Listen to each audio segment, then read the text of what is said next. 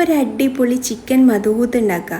ഇതിൽ ചിക്കൻ ആണെങ്കിലും റൈസ് ആണെങ്കിലും ഒക്കെ വേറെ ലെവലാണ് കേട്ടോ. അപ്പോൾ സ്റ്റാർട്ട് ചെയ്യാം. ഞാൻ 1 കിലോ ഗോൾഡൻ സെല്ല റൈസ് ഉപയോഗിച്ചിട്ടാണ് ഉണ്ടാക്കുന്നത്.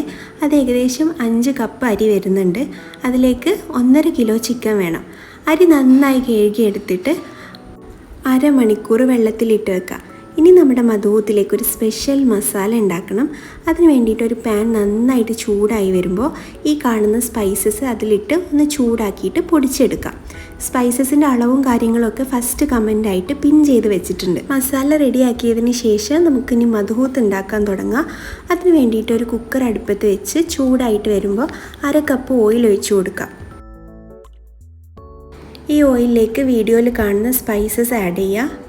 സ്പൈസസ് ഒന്ന് ചൂടായിട്ട് വരുമ്പോൾ ഒരു ചെറിയ ക്യാപ്സിക്കം ഡൈസ് ചെയ്തത്, പകുതി ഉള്ളി കട്ട് ചെയ്തത്, അതുപോലെ എരിവിനനുസരിച്ചിട്ട് 8-10 പച്ചമുളക് മുഴുവനായിട്ടും ഈ ഓയിലിലേക്ക് ചേർത്ത് കൊടുക്കണം.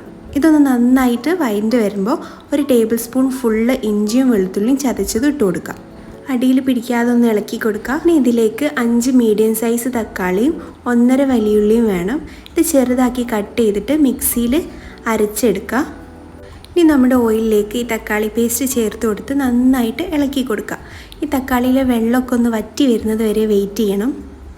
ഈ ഒരു സമയത്ത് ഉപ്പ് ആവശ്യത്തിന് ചേർത്ത് കൊടുക്കുക. മാഗി ക്യൂബ് ചേർക്കുന്നതുകൊണ്ട് ഉപ്പ് അവസാനം ചെക്ക് ചെയ്തിട്ട് പാകത്തിനാക്കുക. തക്കാളിയിലെ വെള്ളമൊക്കെ നന്നായിട്ട് വറ്റി വന്നിട്ടുണ്ട്. ഈ ഒരു സമയത്ത് സ്പൈസസ് ചേർക്കുക. 1 ടീസ്പൂൺ മുളക് പൊടി, 1/2 ടീസ്പൂൺ മഞ്ഞൾപ്പൊടി, പിന്നെ 2 മാഗി ക്യൂബ് കൈകൊണ്ട് ജസ്റ്റ് ഒന്ന് പൊടിച്ചിട്ട് ഈ സമയത്ത് ചേർത്ത് കൊടുക്കുക. ഇനി നമ്മൾ ആദ്യം പൊടിച്ച് വെച്ച സ്പെഷ്യൽ മസാല ഇല്ലേ, അതും കൂടെ ഇതിലേക്ക് ഇട്ടിട്ട് നന്നായിട്ടൊന്ന് മിക്സ് ചെയ്തെടുക്കണം.